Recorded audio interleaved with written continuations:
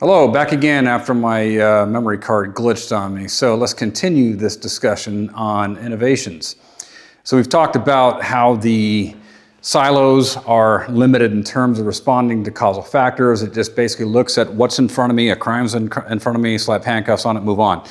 So we need to find the things that are happening ahead of that, upstream, that explain or at least allow us to predict, I can see this coming from a mile away, particularly when the kids aren't quite on the radar yet. We can actually find factors that are there that would tell us you need to pay more attention to this.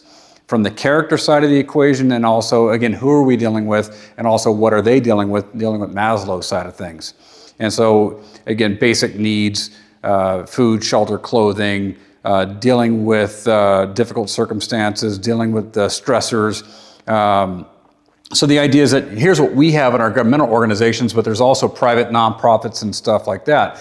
The question is, to what extent can I not necessarily hand these problems back to the original institutions, because especially if they're broken, but how can I create surrogate systems to make up for what was lost there, particularly in single parent homes or where the church, a particular church didn't get it right or what have you.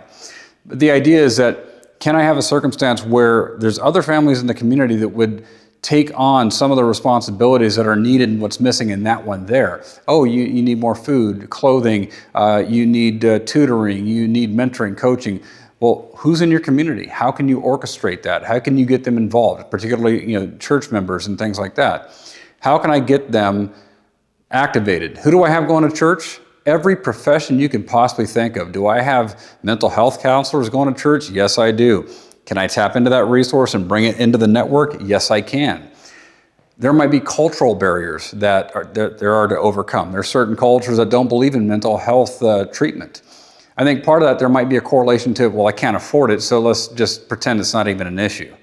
And so if the resource is there, then, especially Christian counselors, to not lead people astray, because there's other counselors that will advise these kids, yeah, keep doing that, which God says that will continue to hurt you. That's not good counsel. That's dangerous and destructive counsel.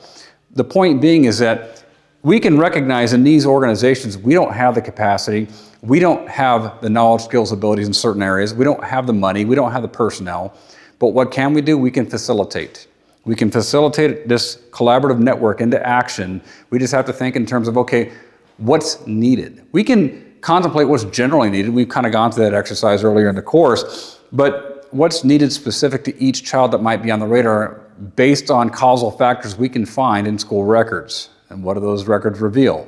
That's part of your assignment for week 6, I believe.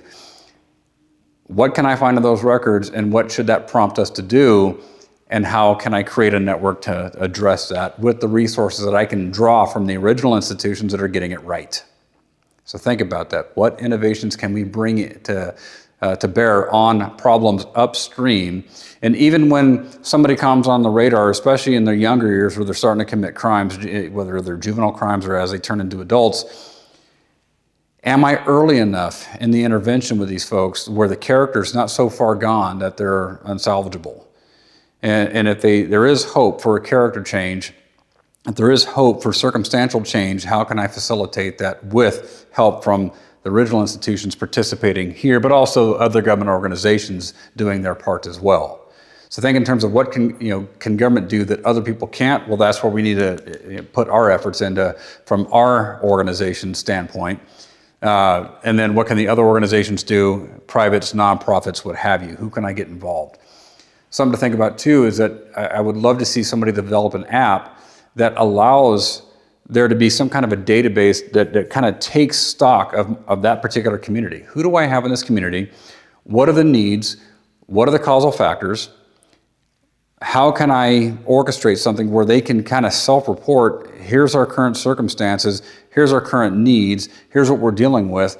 And the problem with the fragmented system that we have here, where you're just, if somebody has a problem, they're jumping from government organization to government organization, particularly if they're coming from a disadvantaged community, particularly if they're lower levels of education, we're asking them, this is a ridiculous notion here, okay, so you're coming from a difficult situation where, say, you're in a home characterized by domestic violence, you're in poverty, your education level is low, we want you to somehow navigate this complex system and then figure out your own solution? No, we need to be the ones to facilitate this where it's needed and then do the best we possibly can here for the people that need it the most. So think beyond what we normally do. Still have to fulfill the original duties, but think, how can we operate here? What organizational changes am I going to need to make that happen? Again, big one is stop wasting resources, stop wasting time, stop wasting, doing stupid stuff in the organization, and then changing or adding to the knowledge, skills, and abilities. Again, you still have to have the KSAs for your original responsibilities, but then add KSAs to the collaborative responsibilities. Change the culture by allowing, providing the resources it takes to change that culture so we go from efficiency to effectiveness. And then not just your own organization's resources, but those of the other organizations and again, the original institutions that can contribute. Think in terms of innovations that you would like to see come to pass, to come to fruition. Think in terms of, even your own experiences growing up and thinking, man, it would have been really nice to have somebody help me with this, or it'd be really nice to have an organizational response that would allow this to happen. And look at the problems in communities that you care about, and it's like, how can we do business differently?